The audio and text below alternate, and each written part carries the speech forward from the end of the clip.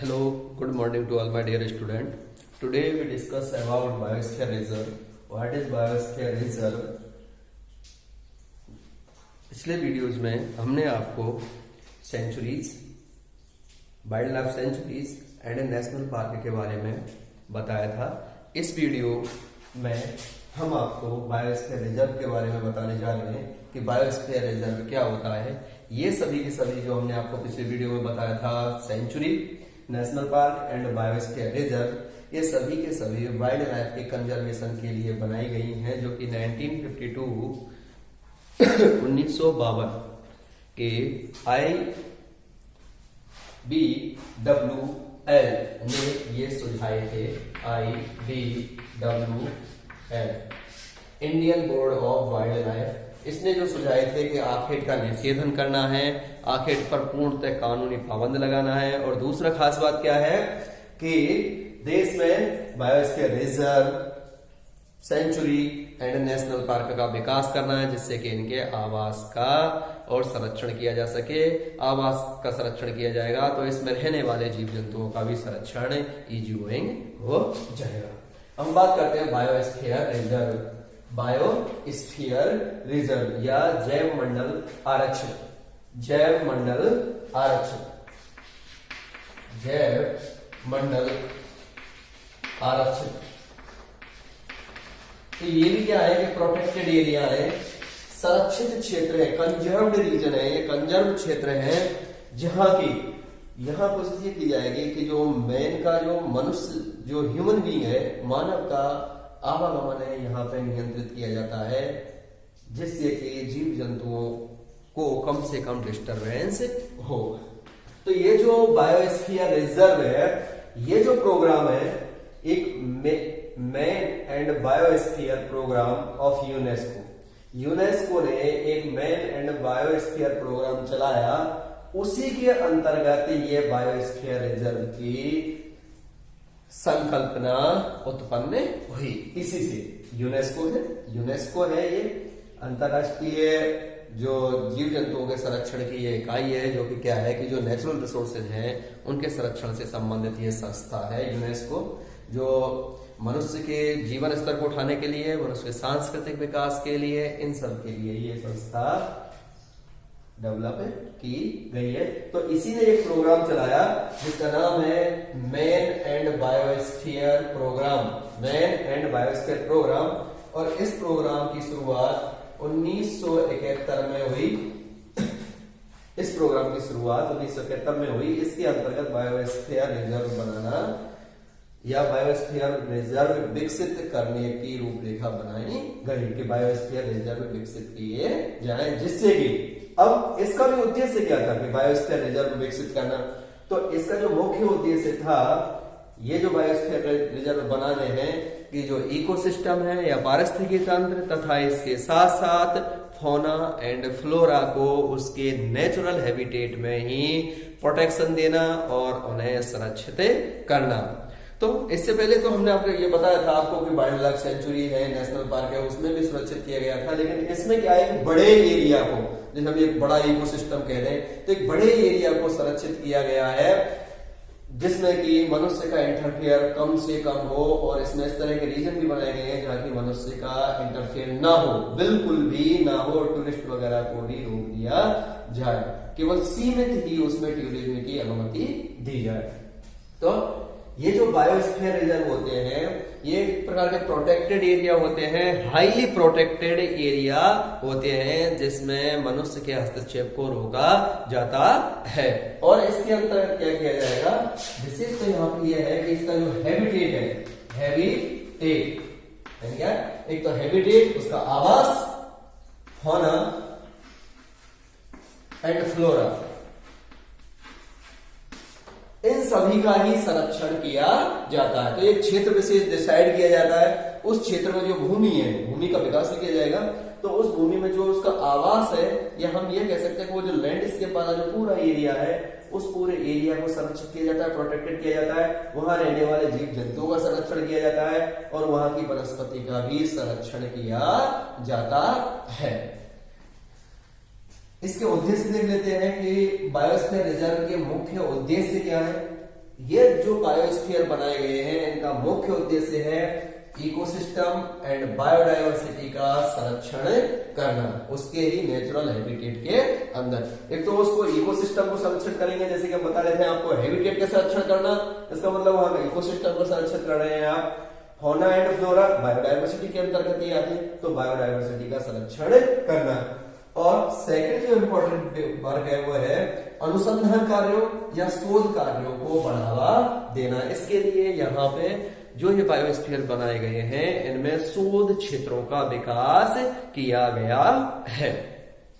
तो अब हम बात करते हैं कि वही जो सेंचुरी है एंड नेशनल पार्क है उससे किस प्रकार से बायोस्फीयर डिफरेंट है।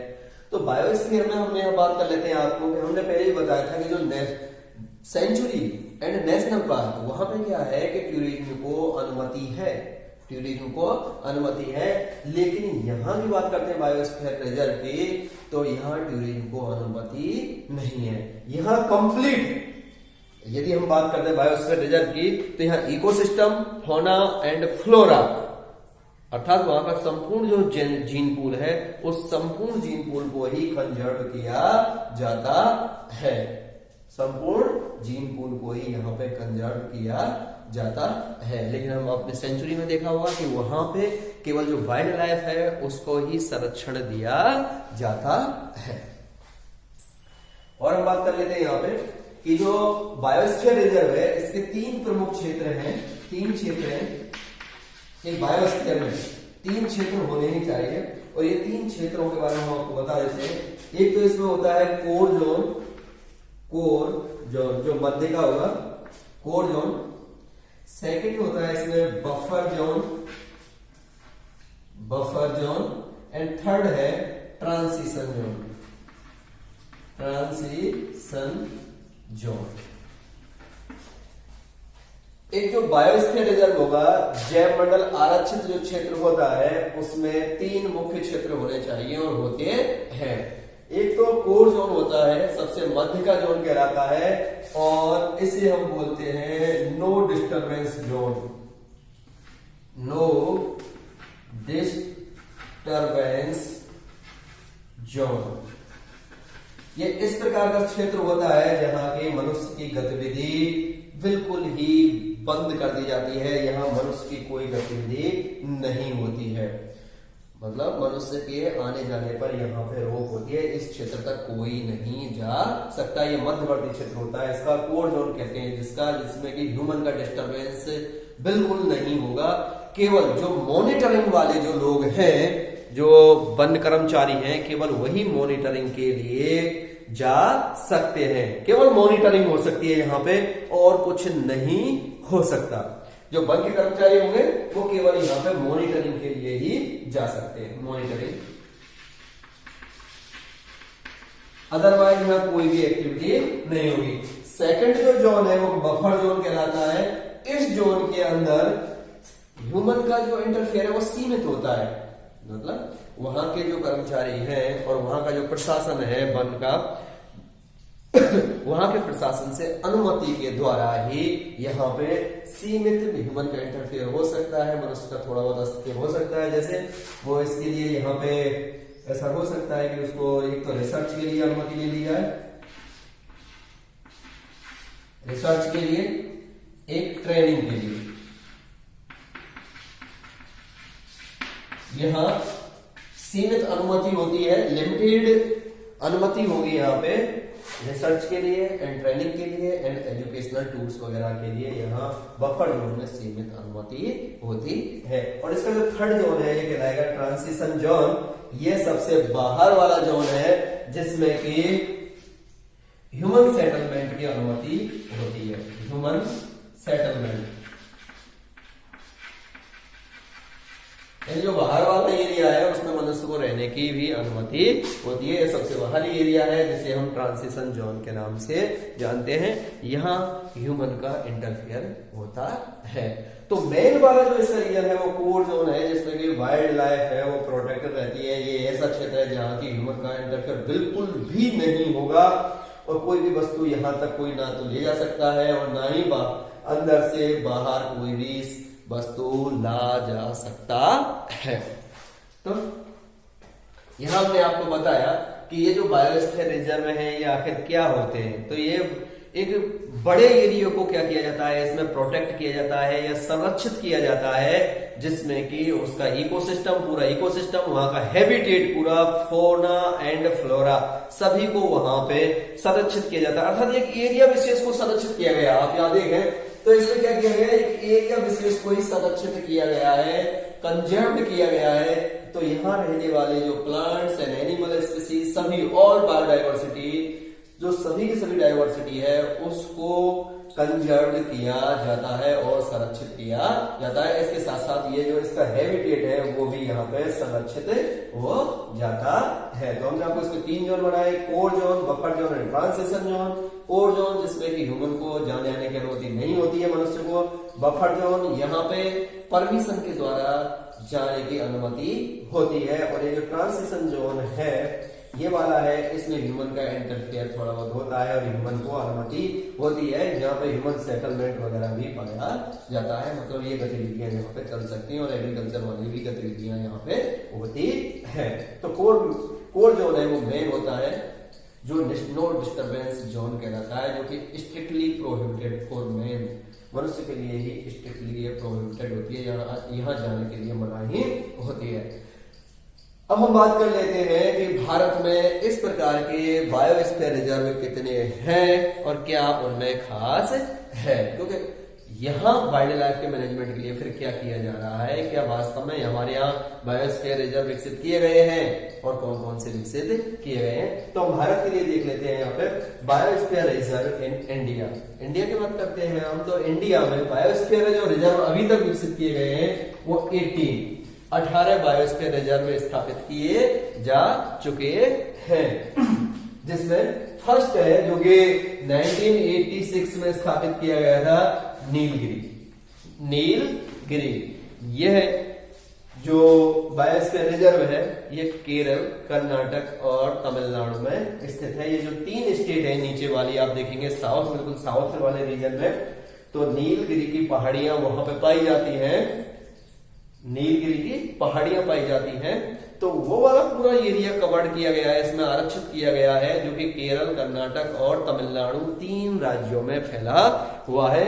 ये हमारे देश का और भारत का प्रथम बायोस्फीयर रिजर्व है। तो ये कैसा है, first biosphere reserve. Nanda Devi second है, ये उत्तराखंड में है।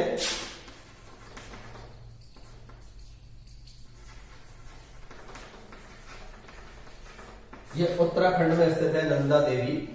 1988 में इसको बायोस्फीयर रिजर्व घोषित किया गया। इसके अलावा भी कुछ और हैं, करीबन 18 बायोस्फीयर रिजर्व जो भारत में हैं।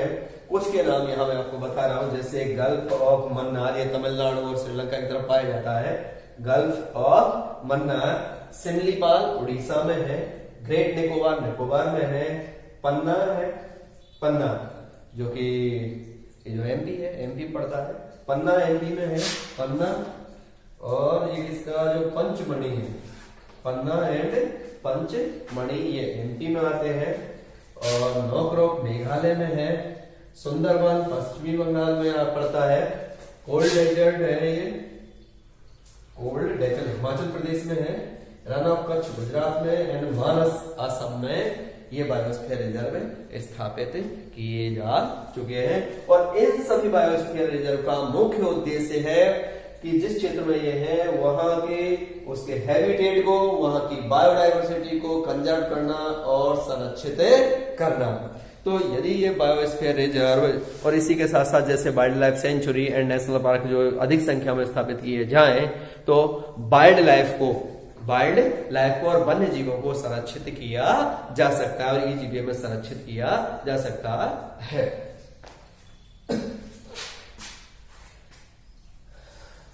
असाइनमेंट नोट करें आज का अपना।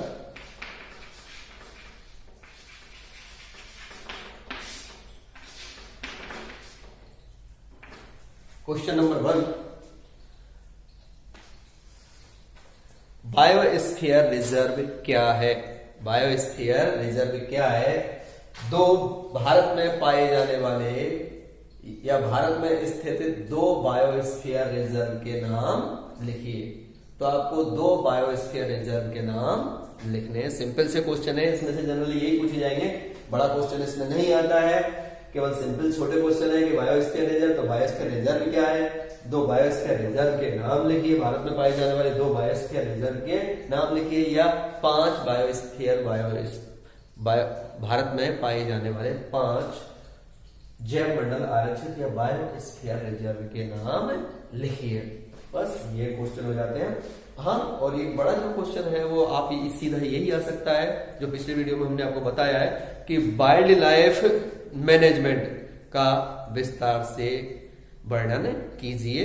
वाइल्ड लाइफ मैनेजमेंट, तो जब आप वाइल्ड लाइफ मैनेजमेंट के बारे में पढ़ रहे हैं तो उसमें आप वाइल्ड लाइफ का मैनेजमेंट बताएं, कंप्लीट मैनेजमेंट बताएं, जितने भी प्रोजेक्ट, चाहे वो टाइगर प्रोजेक्ट चल रहा है या एलिफेंट प्रोजेक्ट है, क्रोकोडाइल ब्रीडिंग प्रोजेक्ट है, ये जितने भी प्रोजेक्ट चल रहे हैं उन सब प्रोजेक्टों के बारे में बताएं, उद्देश्यों के बारे में बताएं, वाइल्ड लाइफ मैनेजमेंट के भाई उद्देश्य क्या थे और उनको किस प्रकार से हम उपाय कि किस प्रकार से हम वाइल्ड लाइफ का मैनेजमेंट कर सकते हैं। उसी में फिर आप ये तीनों चीजें बता सकते हैं, एक तो सेंचुरी के बारे में, national park and biosphere reserve, तो ये काफी बड़ा आंसर इसका हो जाता है।